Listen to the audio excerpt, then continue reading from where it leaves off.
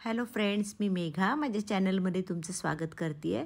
आणि आज मी बनवणार आहे एक अशी युनिक चटणी जी तुम्हाला डोसा, वडा आणि इडली बरोबर खाता येईल। कारण हिची चव खूपच छान लागते, एकदम चटपटीत आहे आणि तुम्ही करून बघितले तर तुम्हाला नक्की आवडेल। आणि हा व्हिडिओ जर तुम्हाला आवडला तर व्हिडिओला लाईक करा, शेअर करा आणि चॅनलला सबस्क्राईब करा। तर चला आपण रेसिपीला सुरुवात करूया।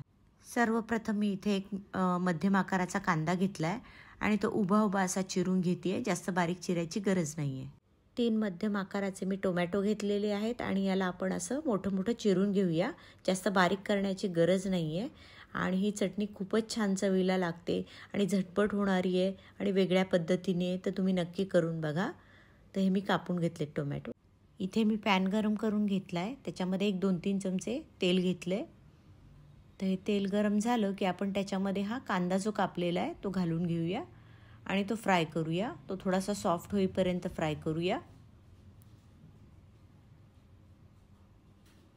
आपला छान सॉफ्ट होतोय कांदा,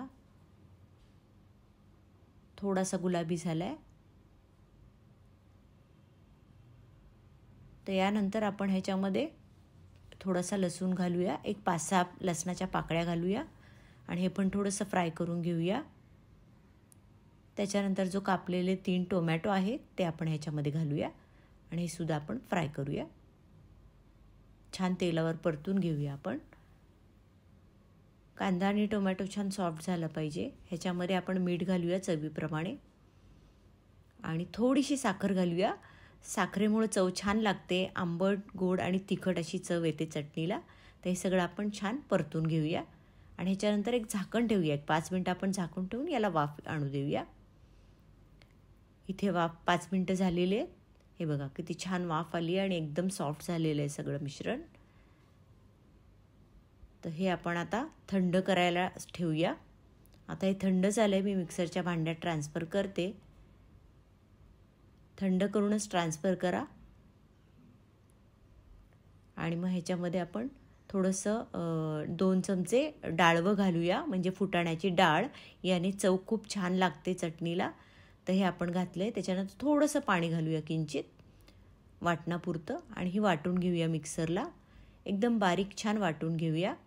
हे आपलं छान बघा वाटण तयार झालेलं आहे, एकदम बारीक पेस्ट झालेली आहे आणि कलरही छान आला आहे। तर इथे मी पॅन घेतला आहे, पॅनमध्ये परत 2-3 चमचे घेतले, तोच पॅन घेतला आहे आणि त्याच्यामध्ये मी 1 चमचा मोहरी घातली आहे। तर मोहरी छान तडतडली की आपण ह्याच्यामध्ये 1 मिरची घालूया लालवाली सुकी आणि त्याच्यानंतर एक 8-10 कढीपत्त्याची पानं घालूया। तर हे छान आपण फ्राय करून घेऊया। त्याच्यानंतर 1 चमचा उडीद डाळ घालूया। उडीद डाळीने पण एक असा क्रंच येतो चटणीला।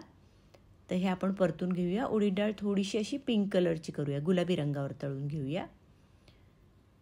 तर ही आपली तळून होतीये। आता ही जी फोडणी आहे आपण ह्याच्यामध्ये घालूया पूर्ण वाटणामध्ये। हे बघा किती छान दिसतीये। तर ही रेसिपी तुम्ही नक्की करून बघा। हे आपण मिक्स करूया आता सगळं।